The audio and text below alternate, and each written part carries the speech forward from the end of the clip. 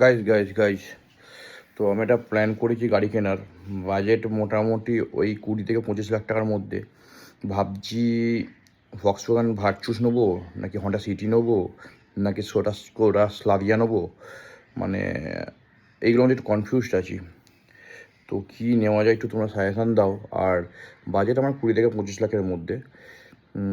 যদি এর থেকে কোনো বেটার অপশান তো আমাকে বলতে পারো, আর কী কী হতে পারে।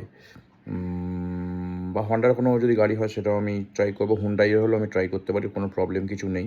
হুন্ডাই ভার্নাও আমি দেখেছি, বহুত ফ্ল্যাট গাড়িটা খুব ভালো লাগে আমার।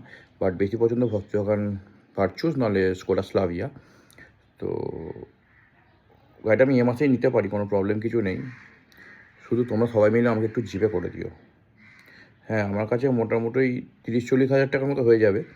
বাকি ওই 22-23 লাখ বা 24 লাখ যা লাগবে ওটা তোমরা সবাই মিলে প্লিজ আমার অ্যাকাউন্টে জিপে করে দিও। আমি জিপের লিঙ্কটা দিয়ে দিচ্ছি এখানে, ঠিক আছে? বায়োতে দিয়ে দেবো। তোমরা প্লিজ একটু আমাকে সবাই জিপে করো, যে যেরকম পারো জিপে করো। আর ভিডিওটা প্রচুর শেয়ার করো, যাতে তোমাদের এই ভাই একটা গাড়ি কিনতে পারে। সবাই গাড়ি কিনতে দেখে আমার একটু ইচ্ছা হয় গাড়ি ফাড়ি চাপতে। তো আমিও হেল্প করবো তোমাদের। যারা আমাকে জিপে করবে তারা সবাই একটা করে ড্রাইভ চাইবে, সবাইকে আমি একটা করে ড্রাইভ ফ্রি দেবো, ঠিক আছে? আর তেল খরচা তোমার 50, আমার 50। চলো টাটা।